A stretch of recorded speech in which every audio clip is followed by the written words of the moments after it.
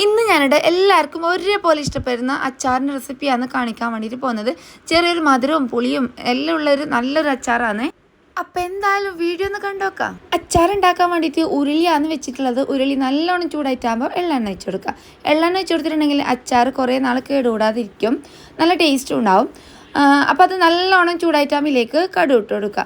അപ്പോൾ ഇതിലേക്ക് ഞാൻ വേണ്ട നമ്മളെ മാങ്ങയെല്ലാം മുന്നേ കട്ടാക്കിയിട്ട് ഉപ്പെല്ലാം ഇട്ടിട്ട് ഒരു ദിവസം ഫുള്ള് വെച്ചിട്ടുണ്ടായിന്. അപ്പോൾ അതാണ് ഇവിടെ കാണുന്നുള്ളത്. ഇനി നമുക്കിതിലേക്ക് ആവശ്യമുള്ള ബാക്കിയുള്ള ഇൻഗ്രീഡിയൻസ് എന്തെന്ന് നോക്കാം. മുളക് വേണം, ഇഞ്ചി വേണം, വെളുത്തുള്ളി വേണം, കറിച്ചപ്പില, അതേപോലെ തന്നെ ചെറുതായിട്ട് ചൂടാക്കിയ കടുവും ഉലുവയും. അപ്പോൾ കടുവിലൊന്ന് പൊട്ടിക്കഴിഞ്ഞ സമയത്ത് നമുക്കിതിലേക്ക് ഇഞ്ചി, വെളുത്തുള്ളി, അതേപോലെ തന്നെ പച്ചമുളക്, ഇത് മൂന്നും നല്ലോണം കളറെല്ലാം ഒന്ന് ചേഞ്ചായിട്ട് വരണം. അതിലുള്ള വെള്ളത്തിൻ്റെ അംശമെല്ലാം ഒന്ന് മാറണവേ. അങ്ങനെ ആകുമ്പോൾ അന്ന് കുറേ നാൾ നമ്മൾ അച്ചാർ കേടുകൂടാതെ ഇരിക്കും.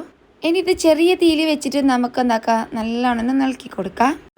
അപ്പം നമ്മൾ എടുത്ത മാങ്ങയില്ല, ഉപ്പെല്ലാം ഇട്ട് വെച്ചിട്ടുണ്ടായ മാങ്ങ, അപ്പോൾ ആ ഒരു ഉപ്പിൻ്റെ വെള്ളം എല്ലാം അതിൽ ഇറങ്ങിയിട്ടുണ്ടാവും. അപ്പോൾ അത് അരിപ്പയിൽ ഇട്ട് കൊടുത്തിട്ടുണ്ടെങ്കിൽ നമുക്ക് അതിൽ കുറച്ച് വെള്ളം കിട്ടും.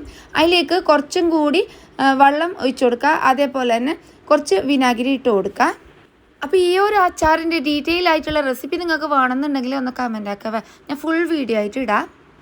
ഇനി നമുക്ക് അച്ചാറിലേക്ക് വേണ്ട മുളക് പൊടി, മഞ്ഞൾപ്പൊടി ഇത്രയും ഇട്ട് കൊടുത്തിന്. ഇനി ഇതെല്ലാം നല്ലോണം ഇളക്കി കൊടുത്തിട്ട് അതിൻ്റെ പച്ചമണമെല്ലാം മാറി കഴിഞ്ഞിട്ടായിട്ട് വേണം നമുക്ക് ഇതിലേക്ക് നമ്മൾ തിളപ്പിച്ച് വെച്ചിട്ടുണ്ടായ ഒരു വെള്ളമില്ലേ, മാങ്ങാൻ്റെയും അതേപോലെ തന്നെ വിനാഗിരി എല്ലാം ഇട്ട് കൊടുത്തിട്ടുണ്ടായ വെള്ളം. അപ്പോൾ അത് നല്ലോണം തിളച്ച് കഴിഞ്ഞിട്ടായിട്ട് നമുക്ക് എന്താക്കാം ഇതിലേക്ക് ഇട്ട് കൊടുക്കാം. ഇനി ഇത് നല്ലോണം ഇളക്കി കൊടുത്തിട്ടായിട്ട് ഒന്ന് തിളപ്പിച്ചെടുക്കുക. നിങ്ങൾക്ക് വേണമെന്നുണ്ടെങ്കിൽ ഈ ഒരു ടൈമിൽ തന്നെ നമ്മൾ എടുത്ത് വെച്ചിട്ടുണ്ടായ മാങ്ങ ഇട്ട് കൊടുക്കുക. അതല്ല എന്നുണ്ടെങ്കിൽ ആ ഒരു മുളകിൻ്റെ ആ ഒരു വെള്ളമില്ലേ, അത് നല്ലോണം ചൂടാറി കഴിഞ്ഞിട്ടായിട്ട് മിക്സാക്കി കൊടുക്കുക. നിങ്ങൾക്ക് കുറേ നാൾ സൂക്ഷിക്കണം എന്നുണ്ടെങ്കിൽ ചൂടാറി കഴിഞ്ഞിട്ടായിട്ട് മാത്രം മാങ്ങ ഇട്ട് കൊടുത്താൽ മതി. ഞാനിപ്പോൾ മാങ്ങ എല്ലാവരും മുളയിലേക്ക് തന്നെ തിളക്കുന്ന സമയത്ത് ഇട്ട് കൊടുത്തിട്ട് നല്ലോണം ഇളക്കി കൊടുത്തിട്ടായിട്ട് ഫ്ലെയിം ഓഫ് ആക്കിന്. ലാസ്റ്റായിട്ട് നമ്മൾ എടുത്ത് വെച്ചിട്ടുണ്ടായ ഉലുവ കടുവില്ലേ, അതൊന്ന് പൊടിച്ചിട്ട് ഇട്ട് കൊടുത്തിന്. കുറച്ച് നമ്മളെ കായപ്പൊടിയും കൂടി ഇട്ട് കൊടുത്തിന്. മധുരത്തിന് വേണ്ടിയിട്ട് കുറച്ച് ഈത്തപ്പഴവും ചെറിയൊരു പീസ് ബെല്ലവും കൂടി നല്ലോണം തിളപ്പിച്ചിട്ട് ഈത്തപ്പഴം ഒന്ന് വെന്ത് വരുന്ന സമയത്ത് അത് ചൂടാറിയിട്ടാകുമ്പോൾ ഇതിലേക്ക് ഒഴിച്ചു കൊടുത്തിന്. അപ്പോൾ ഇത്ര തന്നെയാണ് സംഭവം. എന്തായാലും നിങ്ങൾക്ക് ഇഷ്ടപ്പെടും. ഇപ്പോൾ മാങ്ങേൻ്റെ എല്ലാം സമയമല്ലേ, ഒരിക്കലെങ്കിലും ട്രൈ ആക്കിയിട്ട് നോക്കാം.